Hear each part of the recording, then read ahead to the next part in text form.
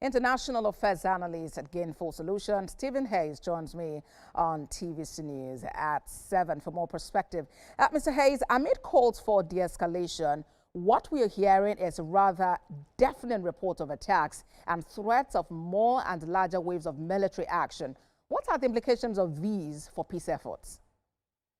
Well, I don't think that de-escalation is an option right now. I don't think the United States will see that as an option any longer. I think we have crossed the Rubicon, as we might say, as Caesar might have said. But in any case, I think that there's no turning back. The problem is that Iran would see it as a victory to stay in power. And so the United States now, I think President Trump and his administration has forced the issue, and I think that the prospect of any immediate ceasefire is limited, if not zero.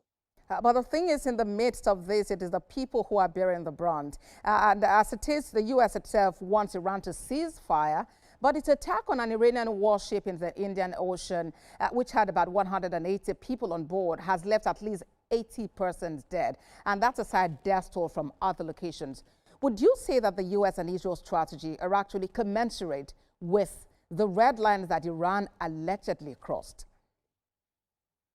Well, I think it's commensurate is not really what they're looking for right now. They're looking for as close to total victory as possible. And in war, if you're going for total victory, then almost anything goes. Is it commensurate to what? That's the question. So is it necessary? That's another question. I think there's a lot of questions right now, particularly in the United States, as to what is the overall strategy, because we keep getting different stories. I think the American population, if not the global population, is very confused right now as to what's the ultimate aim. I think the ultimate aim, as far as I can tell right now, is regime change. All right. And when you spoke earlier about victory, I was just curious, what exactly would victory mean to the U.S. and what do you think victory would mean for Iran in this instance? I think it's easier to answer for Iran if the Revolutionary Guard and the current government is still in place when this all ends. Then I think Iran will declare victory because I think that everyone assumes that the goal is to remove the leadership and change governments. So for Iran, I think it's easier to define. The administration, the U.S. administration, really has not defined what the goal line is. We keep getting different reasons as to why, conflicting reasons as to why this invasion has taken place. We also aren't sure of what the ultimate how do we define victory, and we haven't done that. And there's still a strong case to be made to the American people. Yesterday, 59% of the American people polled were still troubled by the war. Now things are beginning to shift in President Trump's favor, but I think there's a lot of questions that need to be answered, including why exactly are we doing this? At all times, peace is critical. So I just wanted to find out from you, what is a sustainable peace strategy in this conflict? And in this case now, what do we say about the infringement on the rights of humans?